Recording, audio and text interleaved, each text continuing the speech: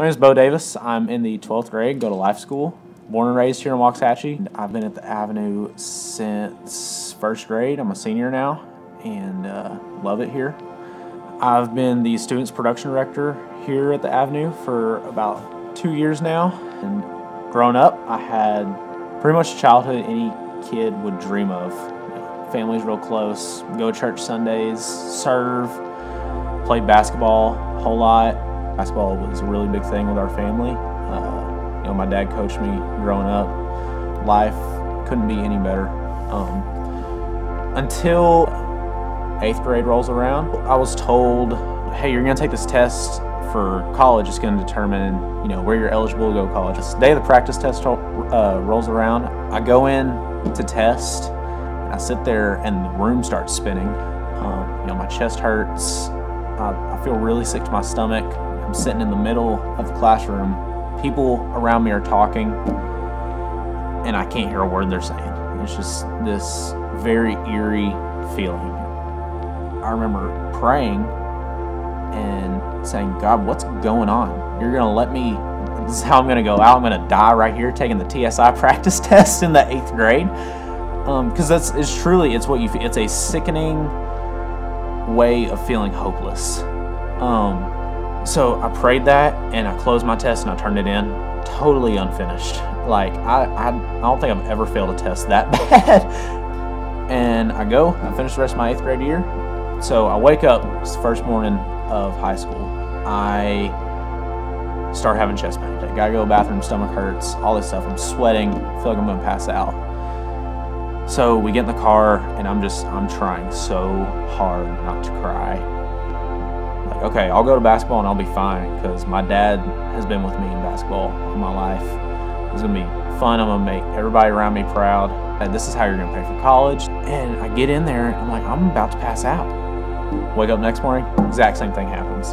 Third day, same thing. Fourth day, same thing.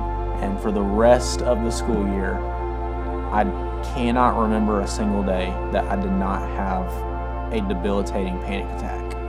So we go to the doctor, and he says, is anything bothering you? I'm like, well, I can't focus in school. I feel sick to my stomach every day. I feel like I'm dying. And he starts describing these things exactly like I'm feeling. I got diagnosed in the 9th grade with panic disorder. So he put me on a very low dose of medication. I'm like, sweet, this is gonna solve all my problems. 10th grade rolls around, have a panic attack every single day. Doesn't do anything. I just remember telling God, I don't know if you're trying to do something or if you're even real at this point, because I've been praying to you and it doesn't seem like anything's happening.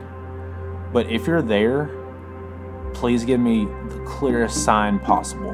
And I was like, you know what? Why am I even praying this? Nothing's gonna happen. So 3 days later, I'm driving home, and a car crash happens 3 cars in front of me. Okay, God, you're there. I hear you loud and clear. So I drive home, and as I'm driving home, this song comes on, and it's called Another in the Fire. I remember driving home, trying to focus on the road, because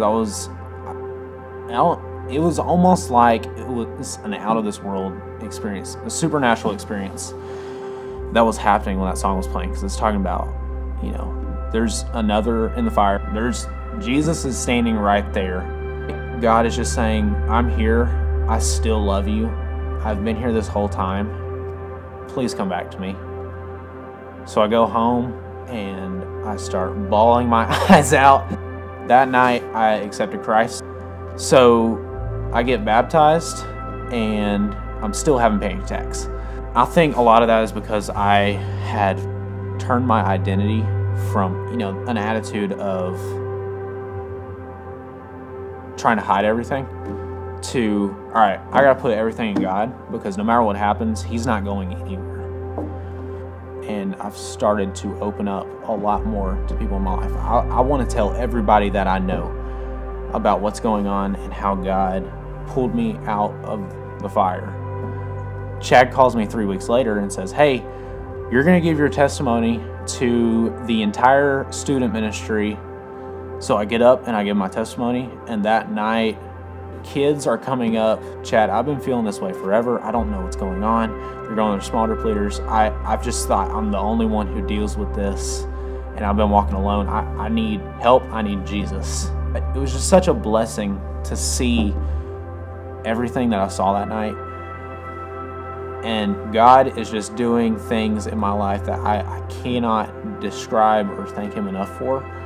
I went from, God, if you're even there because you're not answering prayers, to thank you for putting me through this. It's the best feeling in the world.